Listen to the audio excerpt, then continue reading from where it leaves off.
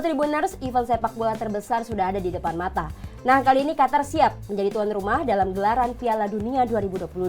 Tribuners, kali ini kita akan mengulas tuntas tim dalam setiap grup yang akan bertanding di Piala Dunia 2022 bersama narasumber kita hari ini, Bung Gilbert. Halo Bung Gilbert. Halo, selamat sore Vicky. Sore, gimana nih kabarnya?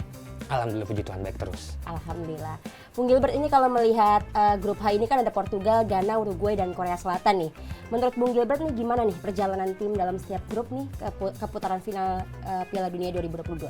Ya Vicky, grup H ini adalah grup yang cukup menarik ya, meskipun tidak ada tim-tim yang menonjol ataupun tim-tim yang cukup lemah, tapi grup H ini hampir memiliki empat tim yang bermain hampir memiliki kekuatan yang seimbang. Untuk perjalanan mereka road to Piala Dunia 2022 Qatar ini, Portugal sendiri berhasil lolos ke Piala Dunia setelah melalui playoff, di mana sebelumnya dia meningkati peringkat kedua grup A kualifikasi zona Eropa. Di pertandingan pertama mereka menang melawan Azerbaijan, imbang melawan Serbia 2-2, menang 3-1 melawan Luxembourg, menang 2-1 melawan Irlandia, menang 3-0 dengan Azerbaijan, menang 5-0 dengan Luxembourg, imbang 0-0 dengan Irlandia, dan kalah 1-2 dari Serbia. Hasil berada di peringkat 2 ini harus terpaksa membuat Portugal harus mengikuti babak playoff untuk dapat lolos secara langsung ke Piala Dunia Qatar 2022 ini. Di mana playoff mereka berhasil menang di semifinal melawan Turki 3-1. Dan ada satu pertandingan saat playoff Portugal ini, di mana Portugal ada bayangan akan bertemu di Italia di partai final playoff, karena memang saat itu Italia melawan Makedonia Utara. Namun mengejutkan, Makedonia Utara justru yang keluar menjadi pemenang melawan Italia, dan akhirnya Portugal bisa bernapas lega, bisa menghadapi Makedonia Utara di babak final playoff dan berhasil menang 2-0. Uruguay sendiri, kemudian tim selanjutnya ada Uruguay, peringkat 3 kualifikasi zona CONMEBOL atau Amerika Selatan. Di Uruguay ini perjalanannya cukup panjang. Mereka bahkan sampai sempat ganti pelatih di pertengahan babak kualifikasi Piala Dunia ini. Meski di awal-awal Uruguay ini sempat ngegas ya pertandingan, bisa imbang lawan Peru, menang 4-2 melawan Bolivia, menang 1-0 lawan Ekuador, imbang 0-0 melawan Kolombia. Namun terdapat 4 pertandingan beruntun, yaitu mengalami kekalahan, kalah dari Argentina 3-0, kalah dari Brazil 4-1, kalah dari Argentina 1-0, dan paling mengerikan kalah dari tim ya yang bisa dibilang tidak cukup kuat, yaitu Bolivia 3-0. Saat itu Uruguay meningkati peringkat 9 dari zona CONMEBOL, yang mana akhirnya federasi dari Uruguay sendiri mengambil sikap mengganti pelatih Oscar Tabares yang sudah menukangi Uruguay selama 15 tahun lamanya, dan diganti dengan Diego Alonso per November 2021 kemarin, saat masih berada di posisi ke-7 dengan 16 poin. Dan analisis pergantian pelatih itu cukup membanggakan ya, di mana 4 pertandingan selanjutnya Uruguay berhasil menyapu bersih dengan kemenangan, yaitu menang 1-0 melawan Paraguay, menang 4-1 melawan Venezuela, menang 1-0 melawan Peru, dan menang 2-0 melawan Chili. Dan Uruguay di peringkat 3 ini berhasil duduk di peringkat 3 di bawah dari Brazil dengan 45 poin dan juga Argentina dengan 39 poin. Sementara Uruguay sendiri menempati posisi 3 dengan 28 poin. Begitu Vicky. Oke, Bung Gilbert gimana nih? Kira-kira pertandingan mana nih yang memiliki tensi dan gengsi dengan intensitas tinggi nih, Bung Gilbert? Pastinya kalau berbicara tensi pertandingan, ada beberapa match yang menarik.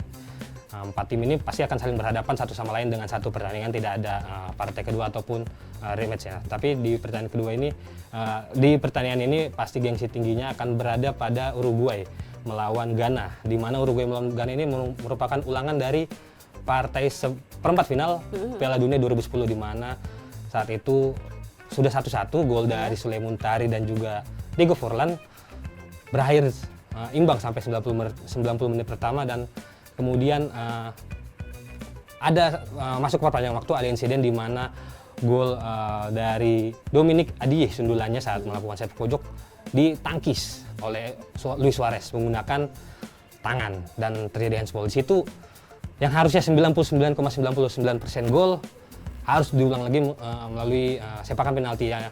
Dan saat itu Luis Suarez langsung kartu merah, dan sepakan penalti dari Ghana sendiri diambil oleh Asamoah Gyan. Namun sayangnya Asamoah Gyan gagal mengeksekusi penalti itu dan membentur tiang gawang. Luis Suarez sendiri yang sudah menangis masuk ruang ganti, akhirnya kembali lagi ke lapangan mengetahui Ghana gagal mencetak gol, dan pertandingan harus dilanjutkan sampai akhir babak extra time, dan di babak adu penalti Ghana harus mengakui keunggulan dari Uruguay dengan skor 2-4 atau kalah 4-2 dari Uruguay. Selanjutnya untuk match lainnya ada match dari Portugal dan juga Korea. Portugal dan Korea ini pastinya cukup seru ya, di mana Portugal dan Korea ini sendiri ada beberapa tim Inggris yang bermain sana bersamaan. Di Portugal itu ada pastinya mega bintang Cristiano Ronaldo, kemudian ada back dari Manchester City dan back sayap dari Manchester City ada Ruben Dias dan juga Joao Cancelo. Kemudian ada winger dari Manchester City juga Bernardo Silva dan juga ada Bruno Fernandes yang saat ini masih cemerlang di Manchester United bersama Cristiano Ronaldo. Di sana ada beberapa pemain yang sudah hafal satu sama lain, sudah mulai memiliki ritme dan permainan yang baik. Namun Son sendiri di Spurs, di Tottenham kita tahu sedang meroket permainannya. Beberapa gol kemarin berhasil dicetak dari Son, termasuk berjaya juga di Liga Champions meskipun kemarin golnya dianulir. Tapi traffic yang terus menaik dari Son ini perlu diwaspadai oleh back-back atau permainan dari pemain-pemain dari Portugal. Namun demikian Son juga tidak boleh lengah karena memang beberapa pemain di Portugal ini sudah sering berhadapan dengan Son. Bisa dibilang sudah memiliki beberapa kehafalan dengan gaya bermain Son, lalu juga intrik atau shoot-shootan dari Son. Jadi bisa lebih diantisipasi. Dan harus diketahui terakhir mereka bertemu di 2002 pada Piala Dunia di Korea sendiri di mana Portugal kalah 1-0. Itu pertandingan pertama Portugal di Piala Dunia, kalah 1-0 dengan dari gol Park Ji-sung. Bisa jadi ini jadi momen balas dendam dari kedua tim, mau dari Portugal ke Korea ataupun dari Ghana ke Uruguay, mengingat kekalahan mereka yang dapat terakhir cukup menyakitkan. Begitu, Vicky. Nah, Bung Gilbert, mana nih tim yang akan menjadi kuda hitam gitu, yang memberi perlawanan kuat nih? Mana nih kira-kira, Bung Gilbert? Kalau kuda hitam hampir dibilang sama ya, karena memang Korea sendiri berada di peringkat 28, lalu di Portugal itu peringkat 8, Ghana paling bawah, kalau Uruguay itu peringkat 14, kalau Ghana itu 30-an, dan itu 61, Ghana itu peringkat 61. Meskipun demikian, Ghana itu tidak bisa disingkirkan begitu saja, meskipun Portugal, Uruguay, Korsel itu masih saling berdekatan peringkat FIFA-nya, tapi Ghana di bawah. Tapi harus diingat karena Ghana sendiri tren permainannya sedang menaik. Kemarin mereka bisa lolos ke Piala Dunia meskipun harus melalui babak playoff ya, karena mereka di babak penyisihan grup itu harus memiliki poin sama dengan Afrika Selatan. Namun demikian berkat intensitas gol, Ghana berhasil lolos dan melawan Nigeria di babak playoff. Seperti Portugal tadi melalui babak playoff. Namun di kandang Ghana 0-0, di kandang Nigeria 1-1. Bisa unggul efektivitas gol, Ghana berhak lolos. Dan ini perlu diperhatikan karena memang Ghana sendiri punya beberapa pemain yang bermain di liga-liga top Eropa seperti ada Thomas Partey, itu kita tahu di Arsenal itu sangat-sangat lagi naik. Arsenal sekarang lagi di atas angin, peringkat 1 dan menang terus meskipun mudah-mudahan jangan habis bensin Arsenal. Lalu ada Jordan Ayew, ada di Crystal Palace, ada Andre Ayew, kapten Ghana dari beberapa tahun terakhir edisi Piala Dunia. Dan terakhir itu ada pemain dari Ajax Amsterdam yang sangat-sangat lagi juga menanjak performanya, yaitu ada Muhammad Kudus.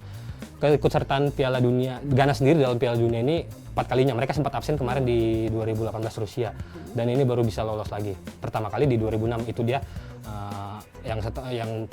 per Piala Dunia selanjutnya mereka dikalahkan Uruguay. Tapi Ghana ini tidak bisa dibilang remeh ya, meskipun beberapa pertandingan terakhir baik itu melalui pertandingan resmi FIFA ataupun uji coba, Ghana pernah kalah. Namun di terakhir melawan Uruguay sendiri, Ghana bisa memberikan perlawanan sengit melalui pemain-pemainnya, yang mana pemainnya ini juga punya pengalaman bermain di Eropa dan punya skill-skill yang cukup tinggi. Mungkin dibilang kuda hitam itu Ghana bisa dibilang. Oke. Nah, Bung Gilbert, kalau kita bicara pemain nih, mana nih pemain yang akan jadi sosok pembeda gitu dalam grup nih, Bung Gilbert? Pastinya sosok pembeda, ya mau dibilang bagaimanapun tetap sosok mega bintang, Cristiano Ronaldo. Iya. Cristiano Ronaldo sekarang usianya 37 tahun. Itu udah bukan usia yang matang ataupun muda bagi para pemain bola. Banyak yang menyebut, media-media dari luar negeri juga mengatakan bahwasanya ini merupakan gelaran terakhir Piala Dunia dari Cristiano Ronaldo di usia ke-37 tahun. Karena Piala Dunia sendiri 4 tahun sekali. Kalau masih main di edisi berikutnya 41. 40 lebih. Meskipun Ronaldo dikenal dengan pekerja keras tapi itu skill nggak bisa dibilang bohong. Bisa dilihat kita di MU musim ini, Ronaldo sering dikasih kesempatan tapi belum menemukan permainan terbaiknya. Dan mungkin kegigihan-kegigihan ini yang ingin dicapai oleh para teman-teman dari Ronaldo sendiri di timnas Portugal. Mereka pasti akan berjuang keras. Melihat playoff perjuangan kemarin kualifikasi itu sangat keras perjuangannya. Jadi mereka sangat-sangat tidak ingin membuang kesempatan ini untuk meraih hasil kesuksesan, di mana di Euro sendiri terakhir Ronaldo bisa mengangkat Piala Eropa, dan cita-cita Ronaldo pasti ingin mengangkat Piala Dunia meskipun masih ada Argentina dan juga Messi, tapi sosok pembeda bisa diberikan Ronaldo bagi Portugal di musim ini yang belum terlalu meningkat. Bisa jadi di Piala Dunia nanti dia sedang mengisi tenaga ya, mungkin saja di Piala Dunia untuk tampil lebih fit lagi, begitu Vicky. Oke, Bung Gilbert, kira-kira nih siapa nih tim favoritnya nih di grup H yang akan melaju ke babak 16 besar nih Piala Dunia? Kalau dibilang ada dua grup, ada dua tim dari setiap grup yang akan maju ke babak 16 besar, di mana ada 8 tim, satu timnya dua-dua yang akan masuk, peringkat 1 dan peringkat 2 yang akan masuk ke babak 16 besar selanjutnya atau per-8 final. Bisa dibilang Portugal sudah hampir pasti dari statistik pertemuan ataupun Portugal sendiri pernah menang 2-1 ya bersama Ghana dan juga Korea Selatan meskipun terakhir. Tapi dengan demikian Portugal bisa unggul dari ranking FIFA, di mana saat ini Portugal ranking 9 FIFA. Dan ada beberapa pemain kunci yang sedang menanjak juga, ada Diogo Jota, ada Darwin Núñez dari Liverpool, ada juga beberapa pemainnya dari Liverpool. Dan ini bisa dibilang karena memang keikutsertaan Portugal udah 8 kali ya dengan musim ini. Bisa dibilang ini juga akan menjadi pertaruhan Ronaldo di akhir masa karirnya, seperti itu. Kalau yang justru yang lebih menarik dibicarakan itu peringkat 2 yang akan mendampingi Portugal lolos. Ada Ghana, Uruguay dan juga Korea Selatan. Namun demikian, meskipun Ghana masih dibilang kuda hitam, tapi kans untuk lolos ke babak selanjutnya itu masih lebih besar dari Uruguay dan juga Korea Selatan. Tapi dari pertemuan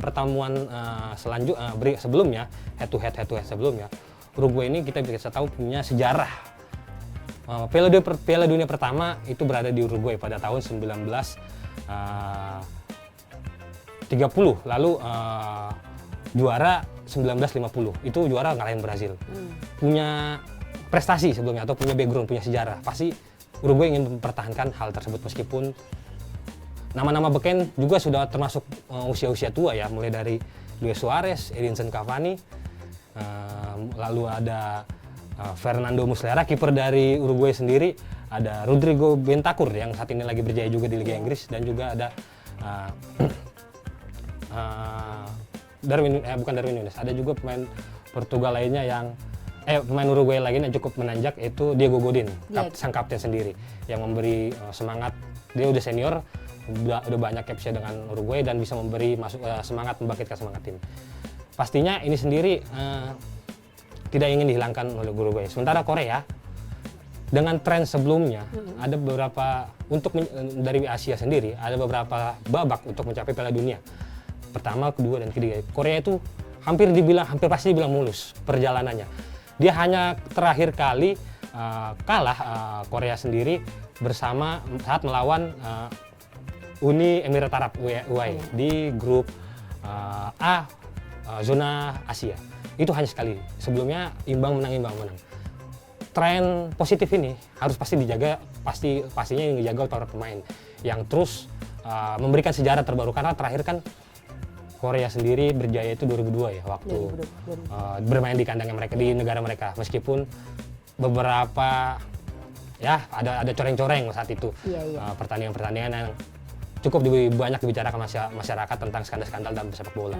Tapi pastinya Korea sendiri, skuad Korea akan menghapus sejarah itu dengan tren yang cukup bagus sekarang, di mana Korea sendiri kaptennya dipimpin oleh Son Heung-min.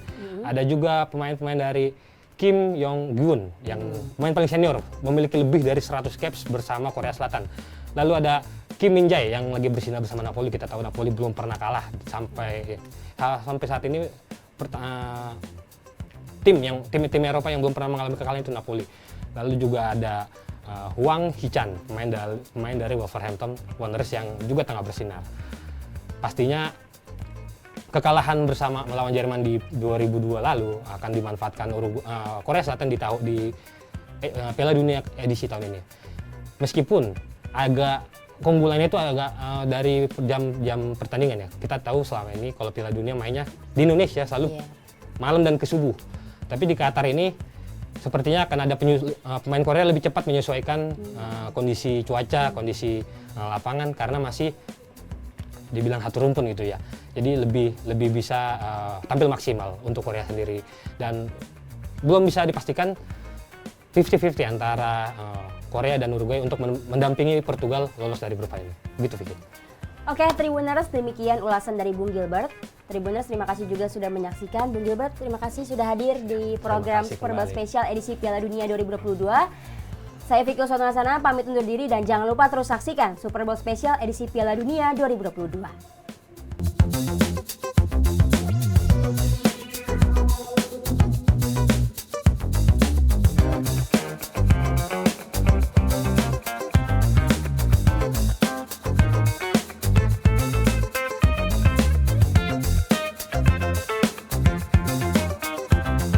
Jangan lupa subscribe ya.